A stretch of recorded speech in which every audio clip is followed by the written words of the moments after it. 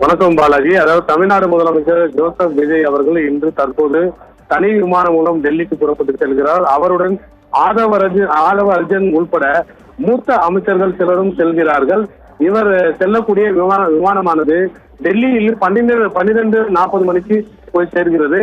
முதலமைச்சரை வரவேற்பதற்கான அங்கு பல்வேறு ஏற்பாடுகள் செய்யப்பட்டுள்ளன. மேலும் முதலமைச்சர் இன்று மாலை 4:30 மணி அளவுக்கு நரேந்திர மோடி அவர்கள் இல்லத்தில் சென்று மரியாதை நிமித்தமாக சந்திக்கிறார். பின்பு பிரதமர் சந்திப்பு நிறைவடைந்த பின்பு மீண்டும் தமிழ்நாடு இல்லத்தில் திரும்புகிறார். அங்கு தமிழ்நாடு இல்லத்தில் டெல்லியில் உள்ள இடதுசாரி கட்சிகள் தலைவர்கள், இந்திய யூனியன் முஸ்லிம் லீக் தலைவர்கள் உள்ளிட்ட சிலர் மரியாதை நிமித்தமாக அவர்களை சந்திக்கிறார்கள்.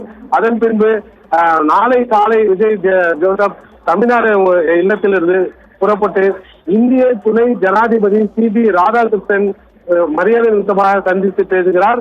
அதனைத் தொடர்ந்து ஜனாதிபதி திரௌபதி முர்முவை முதலமைச்சர் சந்தித்து பேசுவதற்கான அப்பாயின்மெண்ட் கேட்டுள்ளது. அதை கிடைத்தால் உடனே அவரையும் சந்திக்க உள்ளார்.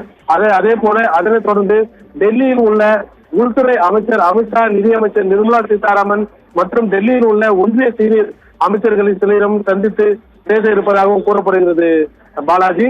அதன் பின்பு மாலை முதலமைச்சர் இந்திய காங்கிரஸ் மூத்த தலைவர்கள் சோனியா காந்தி, ராகுல் காந்தி ஆகிய இந்திய காங்கிரஸ் தலைவர்கள், மல்லிகார்ஜுன் கார்கே உள்பட சிலரை மரியாதை நிமித்தமாக சந்தித்து பேச உள்ளதாகவும் திட்டமிடப்பட்டுள்ளது. அதன் பின்பு முதலமைச்சர் ஜோசப் விஜய் டெல்லியில் இருந்து இரவு அல்லது வெள்ளிக்கிழமை தனி விமானம் மூலம் சென்னைக்கு புறப்பட்டு திரும்புவார் எனும் சொல்லப்படுகிறது பாலாஜி.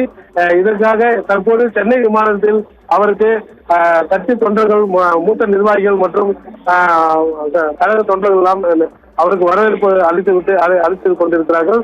தற்போது நேரத்தில் இந்த விமானமானது டெல்லிக்கு புறப்பட தயாராகி கொண்டிருக்கிறது பாலாஜி.